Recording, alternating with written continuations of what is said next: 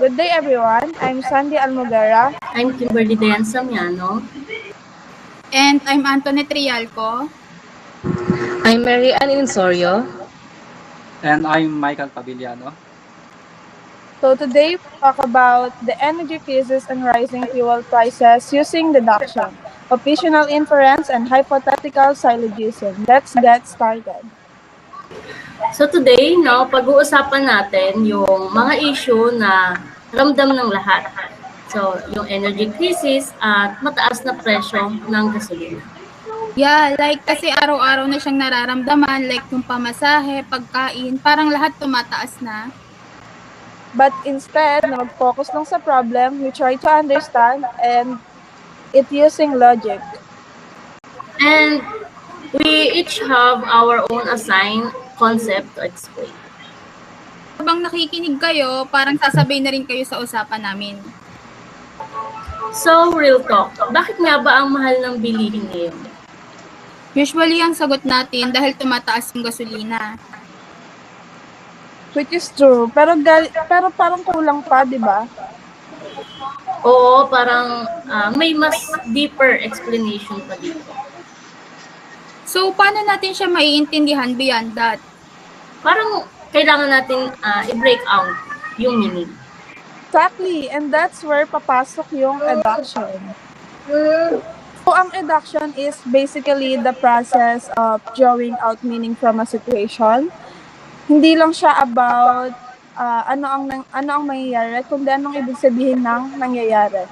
For example na lang is mataas ang gasolina, tumataas ang pamasahe, or tumataas ang presyo ng bilihin. From that, we can adjust na hindi lang fuel ang naapektuhan, pati buong system ng economy. So instead na simpleng mahal ang gasolina, naiintindihan natin na interconnected ang epekto niya. Okay. So parang hindi ka lang tumingin sa problema. Yes, exactly. So, parang kapag napapaisip ka na bakit ganito na lahat, deduction na pala yun. Yes, kasi you're extracting meaning from the situation. Okay, meron tayong question mula sa ating guest. Pwede po namin malaman kung ano ang katanungan nyo, Miss Marianne Insorio. Kapag may problema tulad ng pagtaas ng presyo, paano natin magagamit ang deduction? Mas importante ba na alamin kung ano ang nangyayari or kung bakit ito nangyayari? Thank you sa iyong katanungan, ma'am. But for me, mas importante yung bakit kasi doon pumapasok ang deduction. Hindi lang tayo tumitingin sa surface, kundi kinukuha natin yung mas malalim na meaning. Okay, so now naintindihan na natin yung epekto. Paano naman yung mga reaction ng mga tao? Kasi hindi naman pare-pareho yung opinion ng lahat. Kung may conflict talaga, and that's where oppositional inference comes in. So, oppositional inference is about examining two opposing ideas. So, meaning, tinitignan mo yung dalawang magkasalungat na perspective. For example, drives would say, kailangan taasan ng pamasahe dahil mahal ang gasolina. So, commuters would say, huwag naman, ang hirap na sa gastos. So, instead of choosing agad kung sino ang tama, we analyze both sides.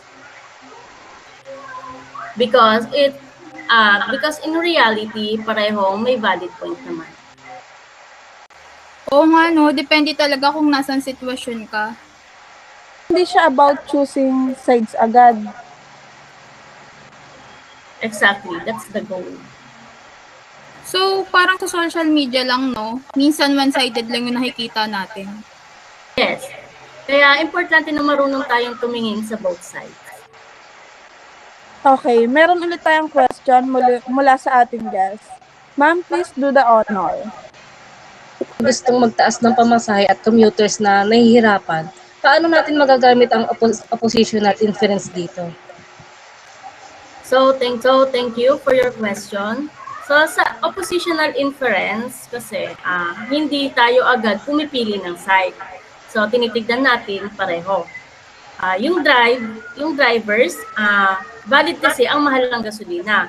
So yung commuters naman, valid din kasi tumataas ang gastos nila. So instead na mag-decide agad, mas iniintindi natin kung bakit ganon yung perspective ng bawat isa. So ngayon, we understand the meaning and different perspectives. Like, paano ba talaga nakakabit-kabit yung effects? Yes, parang change siya. So exactly, and that's hypothetical syllogism.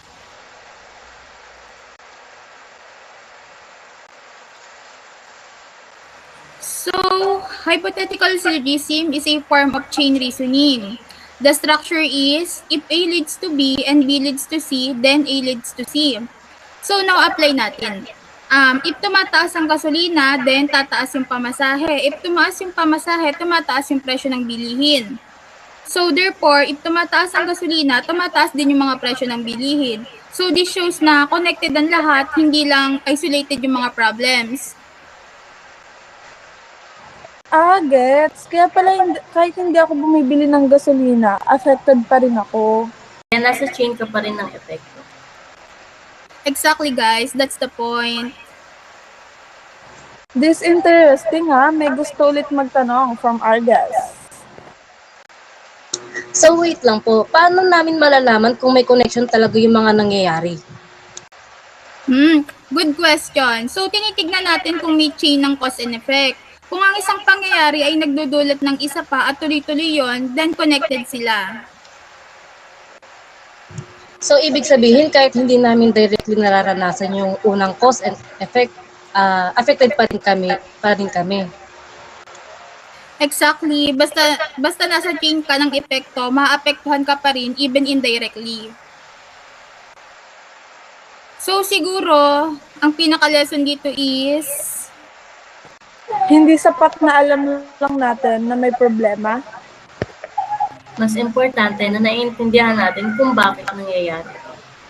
kasi kapag naiintindihan natin, mas nagiging maayos yung desisyon natin. Mas open din tayo sa iba. At hindi tayo basta-basta nadadala sa simpleng reklamo lamang. So, instead of just reacting, We learn to think. And that's the role of logic in real life. hindi lang siya subject. It's a way of understanding the world. And thank you for Thank you listening for to our listening. podcast.